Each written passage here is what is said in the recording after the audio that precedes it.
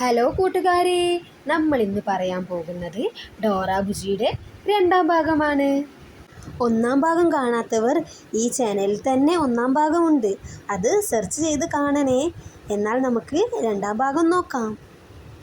അങ്ങനെ ഡോറയും ബുജിയും ടീനയും ഇവർ 3 പേരും ഒരുമിച്ച് കടലിൻ്റെ ഉള്ളിലേക്ക് പോയി.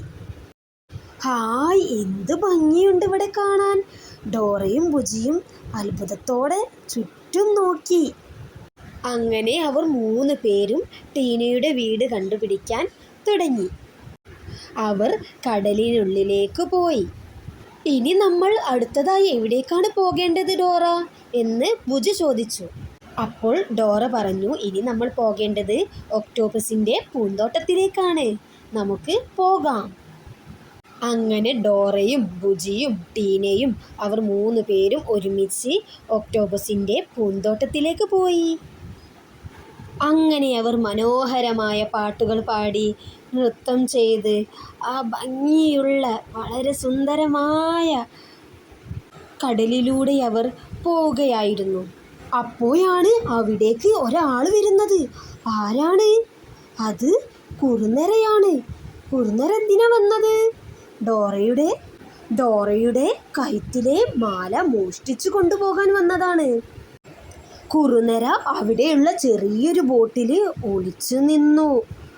അങ്ങനെ ഡോറയും കൂട്ടുകാരും കുറുനരിയെ കണ്ടു. അവര് കുറുനരിയോട് പറഞ്ഞു, കുറുനരിയെ നീ മോഷ്ടിക്കരുത്, മോഷ്ടിക്കാൻ പാടില്ല. അങ്ങനെ കുറുനരി അവിടെ നിന്നും പോയി. അതിനുശേഷം ഡോറയും ബുജിയും ടീനയും കൂടി പോയി. അങ്ങനെ അവർ അവിടെ നിന്നും പോയി ഒക്ടോപസിൻ്റെ മനോഹരമായ പൂന്തോട്ടത്തിലെത്തി. ഒക്ടോപസ് പൂക്കൾക്കെല്ലാം വെള്ളം ഒഴിച്ചു കൊടുക്കുകയായിരുന്നു. അങ്ങനെ ഒക്ടോപസിനെ കണ്ടപ്പോൾ അവർക്ക് ഒരുപാട് സന്തോഷമായി. അവർ ഓടിച്ചെന്ന് ഒക്ടോപസിനെ കെട്ടിപ്പിടിച്ചു. ഒക്ടോപസ് തൻ്റെ മേൽ അവരെ ഇരുത്തിയിട്ട് ആ ഭംഗിയുള്ള പൂന്തോട്ടം എല്ലാം അവരെ ചുറ്റിക്കാണിച്ചു കൊടുത്തു. അങ്ങനെ ഓരോരോ പൂക്കളെ ഒക്ടോപസ് അവർക്ക് പരിചയപ്പെടുത്തി കൊടുത്തു. അതിനുശേഷം ഒക്ടോപസ് അവരെ ആ പൂന്തോട്ടം കടക്കാൻ സഹായിച്ചു. അങ്ങനെ അവർ ഒക്ടോപസിനോട് ടാറ്റ പറഞ്ഞ് അവിടെ നിന്നും പോയി. അങ്ങനെ അവർ മനോഹരമായ പൂന്തോട്ടം കടന്നു വന്നു. ഇനി അടുത്തത് എങ്ങോട്ടാണ് പോകേണ്ടത്? പൂന്തോട്ടം കടന്നു വന്നു. ഇനി അടുത്തതായിട്ട് വലിയ മതിൽ, അത് കടന്നിട്ട് വേണം ടീനയുടെ വീട്ടിലേക്ക് പോകാൻ. അങ്ങനെ അവർ ആ വലിയ മതിൽ കണ്ടു. അങ്ങനെ അവർ 3 പേരും അങ്ങോട്ടേക്ക് പോയി. അങ്ങനെ അതെല്ലാം കടന്നവർ മതിലിനരികിലെത്തി. പക്ഷേ അക്കരെ കടക്കാൻ ആരുടെയെങ്കിലും സഹായം വേണം. അപ്പോഴാണ് ആ വഴി അവരുടെ കൂട്ടുകാരനായ ജിങ്കോ വരുന്നത്. ജിങ്കോയെ കണ്ടപ്പോൾ അവർക്ക് ഒരുപാട് സന്തോഷമായി. ജിങ്കോയ്ക്കും ഒരുപാട് സന്തോഷമായി. അങ്ങനെ അവർ ജിങ്കോയോട് കാര്യം പറഞ്ഞു. അപ്പോൾ ജിങ്കോ പറഞ്ഞു, എനിക്കൊരു കൂട്ടുകാരനുണ്ട്, ഒരു ഡോൾഫിൻ, നമുക്ക് അവൻ്റെ സഹായം തേടാം. അങ്ങനെ അവർ എല്ലാവരും ഡോൾഫിൻ്റെ പുറത്ത് കയറിയിരുന്നു. അങ്ങനെ ഡോൾഫിൻ ശക്തി ഉപയോഗിച്ച് ആ മതിൽ തകർക്കുകയും അതിൻ്റെ വിടവിലൂടെ അവരെല്ലാവരും അപ്പുറത്തേക്ക് എത്തുകയും ചെയ്തു.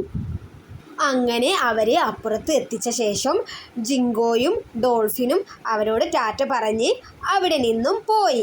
അങ്ങനെ അവർ വലിയ മതിലും കടന്നു. ഇനി അടുത്തത് എങ്ങോട്ടാ പോകേണ്ടത്? ഒക്ടോപസിൻ്റെ പൂന്തോട്ടം കടന്നു, വലിയ മതിൽ കടന്നു. ഇനി അടുത്തത് ടീനയുടെ വീട്. അതാ അങ്ങ് ദൂരെ ടീനയുടെ വീട്. അങ്ങനെ അവർ 3 പേരും സന്തോഷത്തോടെ ടീനയുടെ വീട്ടിലേക്ക് പോയി.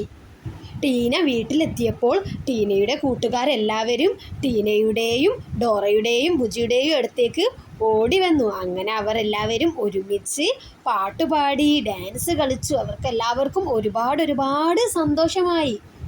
അങ്ങനെ ടീനയെ കണ്ടതും ടീനയുടെ അമ്മ ടീനേൻ്റെ അടുത്തേക്ക് ഓടി വന്നു.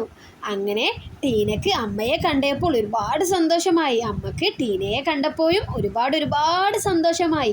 അങ്ങനെ അവരെല്ലാവരും സന്തോഷത്തോടെ പാട്ടുപാടി നൃത്തം ചെയ്യാൻ തുടങ്ങി. അങ്ങനെ അതിനുശേഷം ടീനയും അമ്മയും ഡോറയോടും ബുജിയോടും നന്ദി പറഞ്ഞു. അങ്ങനെ ഡോറയും ബുജിയും അവിടെ നിന്ന് സന്തോഷത്തോടെ മടങ്ങി തിരികെ പോയി. കൂട്ടുകാരെ, നിങ്ങൾക്ക് ഈ കഥ ഇഷ്ടമായോ? നിങ്ങൾക്ക് ഇതുപോലെ നല്ല കൂട്ടുകാരുണ്ടോ? ഉണ്ടെങ്കിൽ നിങ്ങൾ അവർക്ക് ഇത് ഷെയർ ചെയ്യണം. കൂടെ ലൈക്കും സബ്സ്ക്രൈബും ചെയ്യണേ.